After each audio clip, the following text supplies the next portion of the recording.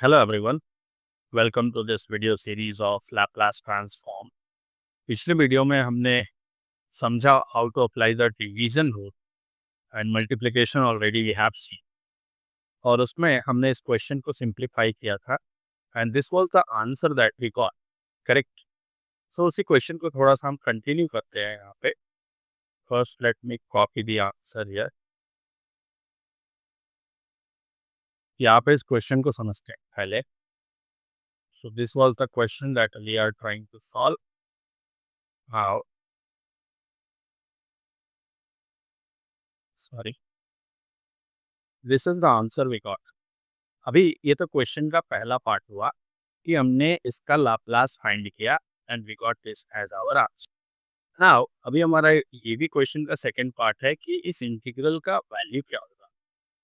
If you remember कि F of T का जो लाप्लास होता है that is defined as 0 to infinity e raise to minus S T into F of T D T. अगर हम compare करें इससे तो ये पूरा जो हमारे पास लिखा हुआ है this is our F of T, और E raise to minus S T के जगह पे ई रेज टू माइनस 5t है। सो कंपेयर करेंगे तो एस की वैल्यू क्या मिलेगी, इक्वल टू 5, करेक्ट। मतलब इस फंक्शन का जो लाप्लास है उसी में एस के जगह पे 5 ही पुट करना।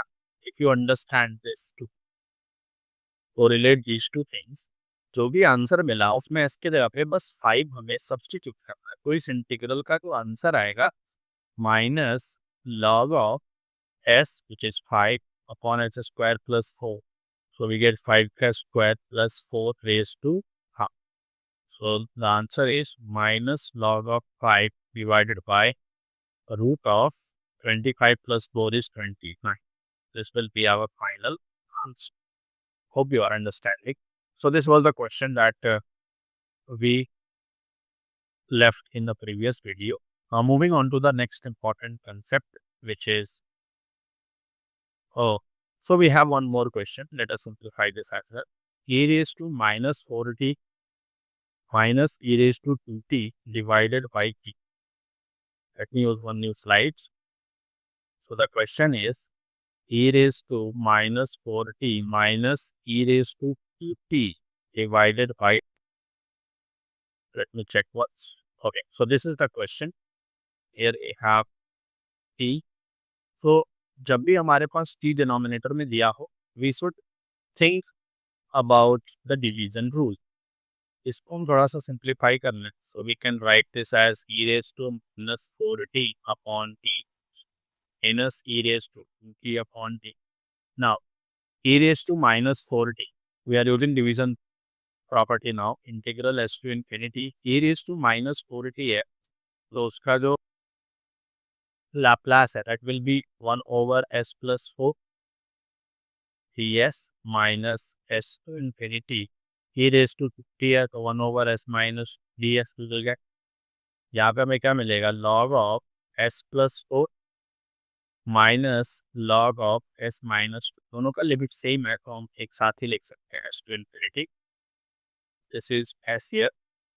नाउ अगर हम इन्फिनिटी पुट करें या सबसे पहले हम इसको सिंप्लीफाई भी कर सकते हैं। Log a minus log b की प्रॉपर्टी से it becomes log of a divided by b। Limit is from s to infinity. Infinity put करेंगे तो ऊपर नीचे हमारे पास क्या आ जाएगा, that will be log of 1. How we are getting log of 1, you should understand that as well. Log of s raised s plus 4s minus 2 है, और इन्फिनिटी पे हम पहुंच नहीं सकते, so we consider this limit s tending to infinity. Now अगर ऊपर नीचे s से डिवाइड करते हैं, so what we will get, limit s tends to infinity log of 1 plus 4 over s, और यहाँ पे क्या हो जाएगा 1 माइनस 2 ओवर s। हाँ, s अगर हम यहाँ पे सब्स्टिट्यूट करें we will get log of 1 plus 0 1 minus 0, so the answer is log of 1 which is eventually 0. so हमारे पास अपर लिमिट मिलेगा log of 1 minus lower limit क्या आएगा, s ही खुद करना है। so this is what we get, log of 1 is 0, so our answer is minus log s plus 4 over s plus। we also know this property minus log of a को हम लिख सकते हैं log of 1 over a।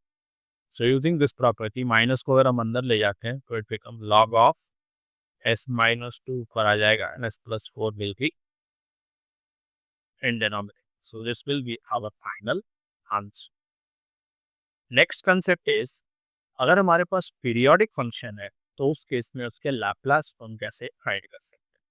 So again we have the formula as you can see here. T is the period of that function.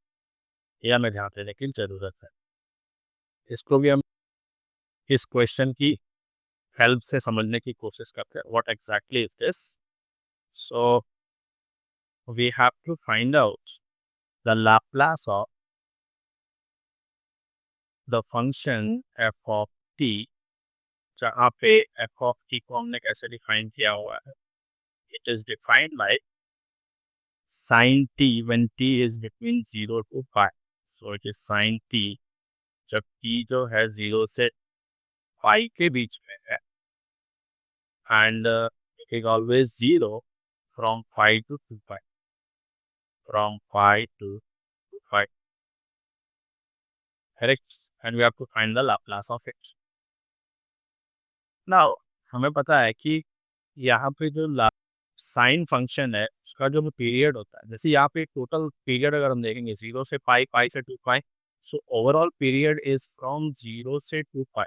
So we say that the period will be 2 pi minus 0 which is equal to. So T की value हमें पता चली, it is 2 pi. Now अगर period T है तो इस case में जो लैप्लास होता है उसका फॉर्मूला क्या है, 1/1 minus E raise to minus S T.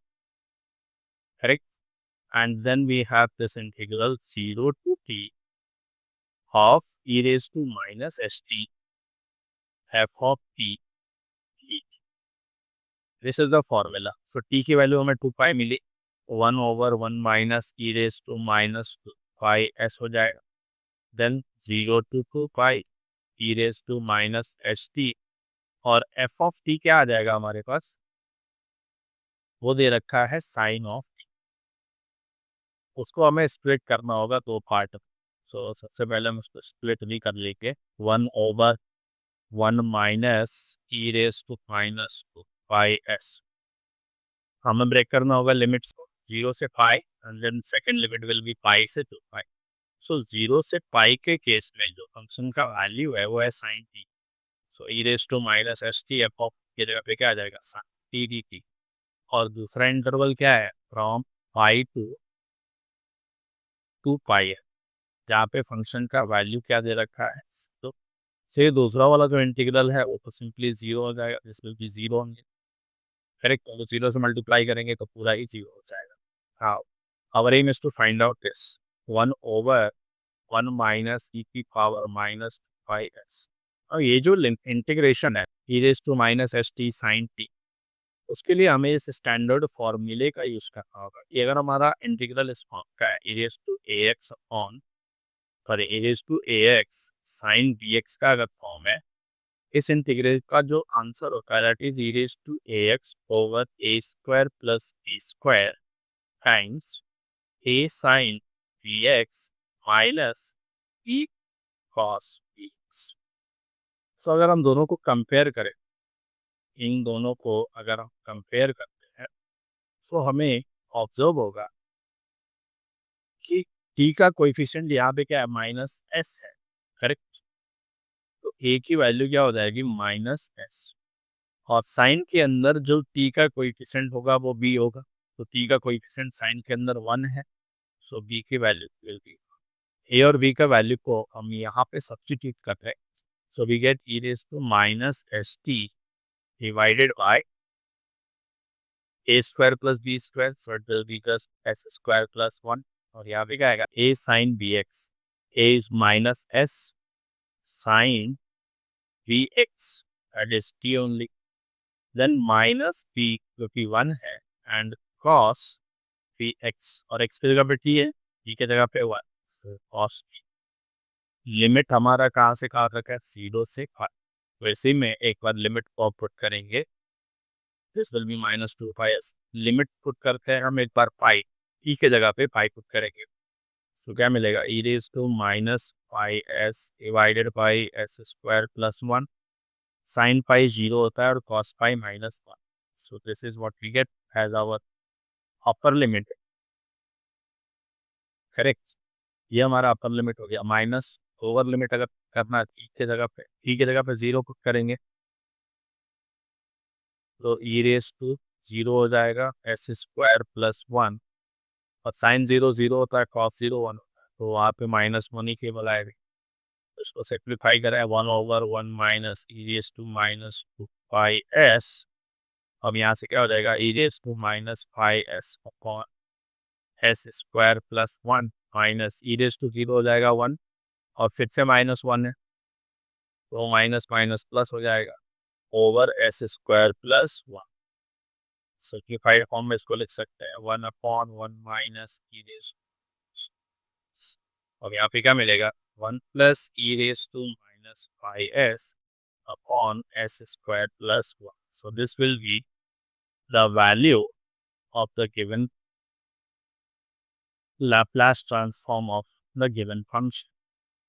इस तरीके से हम पीरियोडिक फंक्शन के लाप्लास को फाइंड कर सकते हैं। जस्ट ये इंटीग्रेशन थोड़ा सा कॉम्प्लिकेटेड है, and that too if you are knowing the above formula it becomes much more easier to calculate.